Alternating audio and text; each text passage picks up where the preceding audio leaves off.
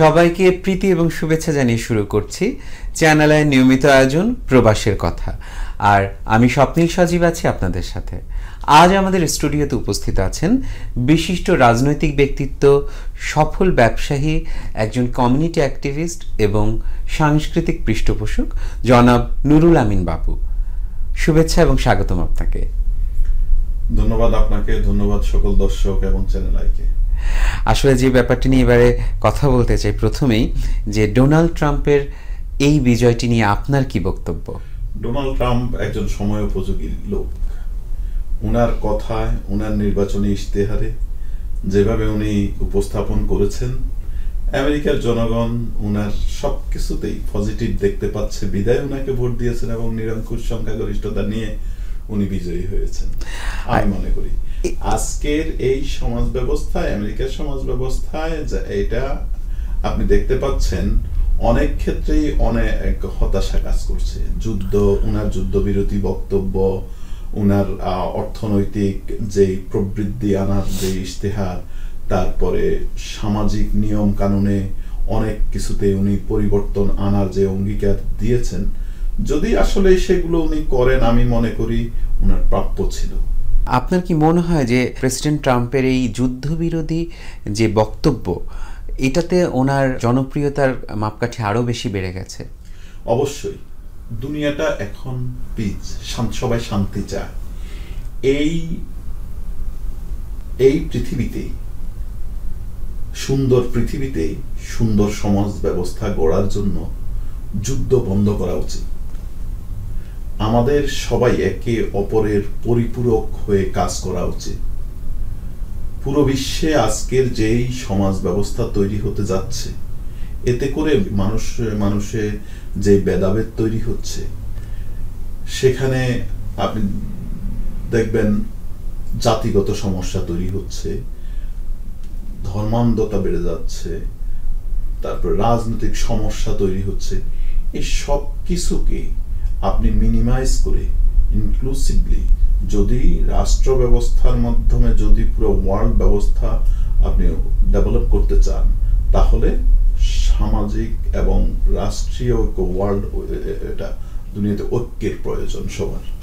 আর সেরকম একটা বক্তব্য আমার মনে হয় ওনার বক্তব্যের মাঝে এসেছে, যার ফলশ্রুতিতে আমরা দেখেছি আমাদের এই নিরঙ্কুশ বিজয় হয়েছে। আমেরিকার গত টার্মের আগের টার্মে উনি প্রেসিডেন্ট ছিলেন, সেই সময়কার ওনার শাসনামলে উনি অর্থনীতিকে যেভাবে চাঙ্গা করেছিলেন, তারপর অনেক ক্ষেত্রে উনি পরিবর্তন এনেছিলেন, যেটা উনি, আমি মনে করি, সুনামের সহিতই উনি কাটিয়েছেন। আর এটাকে মানুষ এটাকে প্রাধান্য দিয়েছে বলেই উনি এবার ভোটে মানে নিরঙ্কুশ সংখ্যা। তিনি ক্ষমতায় যাবার পরে আপনার কি মনে হচ্ছে যে বাংলাদেশের রাজনৈতিক পটভূমিতেও কিছুটা পরিবর্তন বা কিছুটা ভিন্ন রূপ আমরা দেখতে পাবো? আমেরিকার পররাষ্ট্রনীতি বলেন আর উন্নত বিশ্বের উন্নত রাষ্ট্রগুলো, আমি মনে করি যা তাদের পররাষ্ট্রনীতি এত ভঙ্গুরতা নয় যে খুব সহজেই চেঞ্জ হয়ে যাবে। তবে আমি এতটুকু বলতে পারি যে ডোনাল্ড ট্রাম্প উনি একজন আবেগী মানুষ। উনার বক্তব্যের মাঝে একটা কথা ফুটে এসেছে, সেই কথার আলোকে যদি আমরা চিন্তা করি, হয়তো বা এরকম একটা প্রভাব ফেলতেও পারে, যেটা হয়তো একটা সুন্দর ব্যবস্থা তৈরি হতে পারে বলে আমি আশা করি।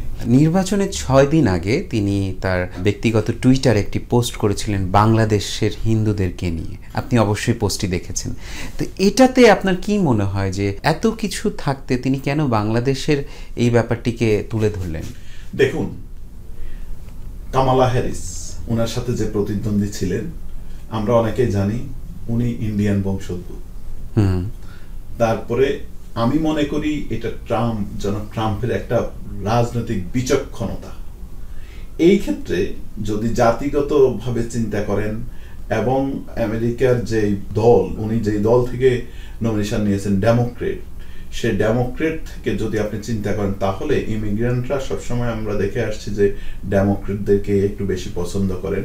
এবং আরেকটা জিনিস, সেটা হচ্ছে ইন্ডিয়ানরা আমেরিকাতে কিন্তু ভোটার সংখ্যা অনেক পার্সেন্টেজে কিন্তু কম না, অনেক। সেই ক্ষেত্রে মেজরিটি আমি মনে করতাম যে কামালা হ্যারিসকে সমর্থন এবং ভোট ভোট দেবে, সে তার রাজনৈতিক বিচক্ষণতার মাধ্যমে, এই কথাগুলোর মাধ্যমে আমি মনে করি ইন্ডিয়ান যে ভোটারগুলা, বাংলাদেশি যে ভোটারগুলা, এগুলাকে উনি ভাগাভাগি করে নিয়েছেন। এতে করে উনার ভোটের সংখ্যা বেড়ে গিয়েছেন।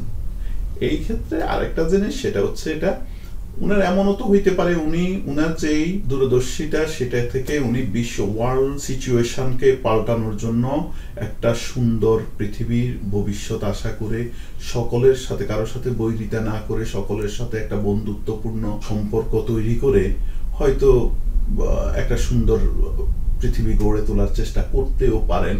এই ক্ষেত্রেও এটা ডিপেন্ড করবে উনি আসলে, এখন উনি তো নির্বাচন ইশতেহারে অনেক কথা বলেছেন, ভবিষ্যতে আমরা দেখা যাক উনি কিভাবে কাজ করে যান, এবং আমরা আশা করব বাংলাদেশেও একটা সুন্দর ভবিষ্যতের কথা চিন্তা করে সুন্দর একটা সামাজিক ব্যবস্থা নিয়ে আসার জন্য উনি সহযোগিতা করবেন বলে মনে করি। আমরা একটু অন্য বিষয়ে যাব, যে আমরা দেখেছি যে অনেক মুসলিম ভোটাররা রিপাবলিকানদেরকে ভোট দিয়েছে, কিন্তু আপনার কেন মনে হয় যে কেন তারা ওইদিকে ঝুঁকেছেন? শুধু মুসলিম ভোটাররা ভোট দিয়েছে এটা না, আমি আগেও বলেছি বর্তমান সমাজ ব্যবস্থায় সবাই শান্তি চায়। আপনার একটা গোষ্ঠী হয়তো তাদের কাছে মনে হয় যে মুসলিম, কেউ মুসলিম বিদ্বেষী, আবার কেউ হয়তো মুসলিমের মধ্যেও অনেকে আছে দেখা গেছে যে অন্য ধর্মাবলম্বীদেরকে অনেক ক্ষেত্রে কোণঠাসা করে তুলতে চান, এরকম আছে না, যেখানে বেশি।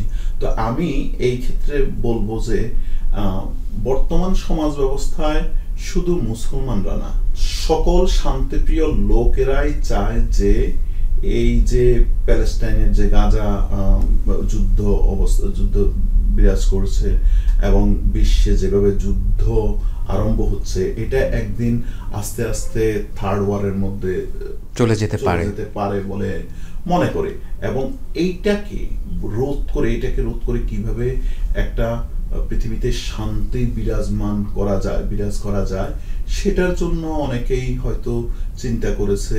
যেহেতু ট্রাম্প ঘোষণা দিয়েছেন উনি যুদ্ধবিরতি দেবেন এবং যুদ্ধ বন্ধ করে দেবেন, ওয়ার্ল্ডে একটা শান্তি এনে দেবেন, এই ক্ষেত্রে শুধু মুসলিম না, সবাই ওনাকে ভোট দিয়েছেন বলে আমি মনে করি।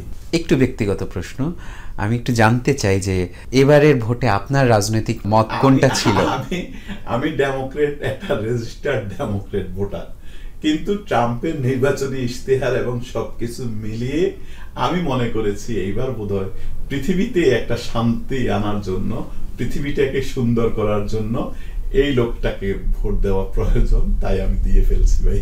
না, আসলে প্রত্যেকটা ভোটই যার যার নিজের স্বাধীনতার উপর নির্ভর করে এবং তার ব্যক্তিগত মতের উপর নির্ভর করে। আপনি একজন কমিউনিটি লিডার, সেই ক্ষেত্রে আপনার কি মনে হয় যে বাংলাদেশি কমিউনিটির উন্নয়ন সাধন হবে এই নির্বাচনের রেজাল্টের উপর? আমাদের একটা জিনিস স্বীকার করতে হবে, এই সমাজকে গড়ার জন্য আমি যেই অবস্থানে আছি, আপনি যে অবস্থানে আছেন, যে অবস্থানে আছে, সেই অবস্থান থেকে চেষ্টা করতে হবে। এই সমাজ ব্যবস্থা শুধু প্রেসিডেন্ট দিয়ে গড়ানো সম্ভব না। এই সমাজ ব্যবস্থা আমেরিকার সমাজ ব্যবস্থা আর পৃথিবীর অন্যান্য দেশের সমাজ ব্যবস্থার সাথে যদি আপনি মেলান, তাহলে আমার মনে হয় এটা ঠিক হবে না। আমরা মনে করতে হবে যে আমাদের এই আমেরিকার সমাজ ব্যবস্থাটা এমন ভাবে গড়ে উঠেছে, এখানে বেশিরভাগ মানুষ চিন্তা করে যে তাকে আত্মকেন্দ্রিক। আপনি দেখবেন সকালবেলা আমরা কাজে যাই আর বিকালবেলা ঘরে ফিরি, আমাদের একটু আমরা অনেক ক্ষেত্রে সমাজ সচেতনতা, সেটার অভাব আমাদের ভিতরে আছে, আমাদের কমিউনিটির ভিতরে আছে। আরেকটা জিনিস, এটা বললে না বললেই নয়, অনেক সময় দেখেন, আমি অনেক সময় অনেক ক্ষেত্রে অনেক কিছুতে, যেহেতু এটা আমি জানি না এখানে বলাটা ঠিক হবে কিনা, তারপরেও আমি বলে ফেলি একটা কথা। আমি সবসময় বলি যে আপনারা যেখানে যাবেন, আপনারা দেখবেন আমাদের বাঙালি কোনো ভাইয়ের একটা দোকান আছে কিনা, সেখানে ঢুকে পড়বেন। কারণ এই ভাইটা যখন এস্টাবলিশড হবে আমাদের কমিউনিটিতে, আমরা একটা এস্টাবলিশমেন্ট আনতে পারবো। কিন্তু আমরা আরো দেখতে পাই, সেটা হচ্ছে এটা কষ্ট হয় অনেক ক্ষেত্রে, আমরা অন্য দেশের বা অন্য কোনো ইমিগ্রেন্ট, অন্য কোনো দেশের ইমিগ্রেন্টদের সাথে যতটুকু সহজে মিশতে পারি, তারা কিন্তু আমাদের সাথে ততটুকু সহজে মিশতে পারে না। এটা কিন্তু আমাদের একটা ভালো গুণ, আবার এটা আপনাকে মানতে হবে। তো আমাদের কমিউনিটি, আমরা ইনশাল্লাহ সবাই যদি একসাথে কাজ করি, সেখানে ডেমোক্রেট আর রিপাবলিকান আমি মনে করি যে এটা প্রাধান্য না দিয়ে কমিউনিটির প্রতি যদি আমরা প্রাধান্য দিই, এবং আমরা যদি চিন্তা করি আমি একটা সুন্দর সমাজ ব্যবস্থা, বাঙালি সমাজ ব্যবস্থা গড়ে উঠাবো এখানে, আমার কমিউনিটি, এই কমিউনিটিতে আমি আমার সুবাতাস বয়ে নেব, তাহলে আমার মনে হয় আমাদের কমিউনিটি সুন্দর একটা বাহ, খুব সুন্দর কথা বললেন। আমি জানি যে আপনি একজন সাংস্কৃতিক পৃষ্ঠপোষকও বটে। সেইখান থেকে কিছুদিন আগেই নিউ ইয়র্কে আন্তর্জাতিক লালন এবং লোকোৎসব হয়ে গেল দ্বিতীয়বারের মতো, এবং বিপুল পরিমাণ দর্শক সমাগম ছিল এবং প্রায় 200-250-র মতো শিল্পীরা সেখানে পারফরমেন্স করেছে। সেই বিষয়টি নিয়ে আপনি একটু বলতেন, এত সফল একটি অনুষ্ঠান আনন্দের সাথে করাটার অনুভূতিটা যদি একটু বলতেন। দেখুন, পৃথিবীতে আপনি এক মায়ের গর্ভ থেকে জন্ম নেন এবং আরেক মায়ের গর্ভে আপনি এসে পড়েন, সেটা হচ্ছে এই মাটি। মাটি হচ্ছে আমাদের দ্বিতীয় মা। এই দ্বিতীয় মায়ের কথা চিন্তা করে আমাদের অনেক সময় অনেক কিছু করি। আমি যে খুব একটা পৃষ্ঠপোষক এইটা না, আমার থেকে এখানে এই কমিউনিটিতে অনেক ভালো ভালো মানুষ আছেন যারা এই কমিউনিটিকে লালন করেন, অনেকে অনেকভাবে সহযোগিতা করেন। প্রচুর সারাদিন আমরা পরিশ্রম করি, তারপরে আসি যদি কমিউনিটিকে একটু সহযোগিতার মাধ্যমে যদি কমিউনিটি একটু সুন্দর হয়, এটা হচ্ছে আমাদের বড় সার্থকতা। সংস্কৃতি এমন একটা বস্তু, সেটা হচ্ছে সংস্কৃতি যখন আপনার সমাজে অবস্থান নেবে তখন সমাজ এত সুন্দর হবে, সেখানে কোনো আপনার রাজনৈতিক ভেদাভেদ কমে যাবে, আপনার ধর্মীয় ভেদাভেদ কমে যাবে, হিংসা বিদ্বেষ হানাহানি কমে যাবে। আমি মনে করি এই প্রতিকূলতা থেকে কাটানোর জন্য সমাজে আমাদের যে কৃষ্টি, আমাদের যে কালচার, সেটাকে প্রতিষ্ঠিত করা, এটা আমি মনে করি আমার মানবীয় দায়িত্ব। আর এই সব কিছুতে আপনি তখনই সফলতা আনবে যখন আপনি এই কমিউনিটিতে সংস্কৃতি যেই পৃষ্ঠপোষকতা, সেটা যদি আপনি কমার্শিয়ালি একটু না নেন, সেটাকে যদি আপনি কমার্শিয়াল একটু দূরে চিন্তা করে একটু একটু আলাদাভাবে আপনি নিয়ে আসেন, সেই ক্ষেত্রে আমি মনে করি আমি পৃষ্ঠপোষক না, আমি নার্সিং করার চেষ্টা করি।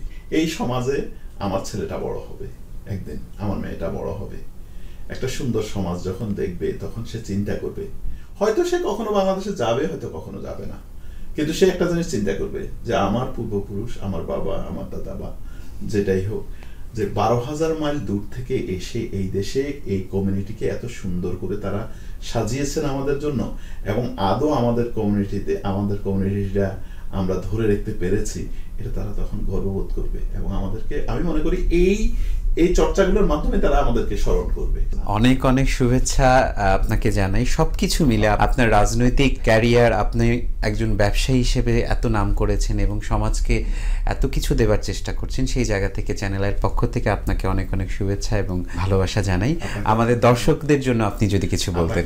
আপনাকে অনেক ধন্যবাদ, চ্যানেলের সকল দর্শকবৃন্দকে অনেক ধন্যবাদ, সকল কলাকুশলীকে অনেক ধন্যবাদ, এবং দর্শকদের প্রতি একটাই অনুরোধ, আসলে আমরা যে আজকে এখানে একটা কথা বলেছি, আমরা জানি আমরা অনেক নগণ্য মানুষ, তারপরেও যদি কোনো কথা আমাদের মনে করেন যে এই সমাজের উপকারে আসবে, তাহলে আমার মনে হয় সেই হিসেবে আমরা সেটাকে সমর্থন দেওয়া উচিত।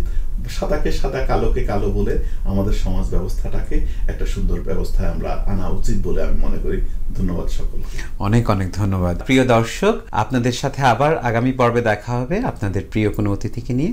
আপনারা সকলে ভালো থাকুন, সুস্থ থাকুন এবং চ্যানেলের সঙ্গেই থাকুন। ধন্যবাদ।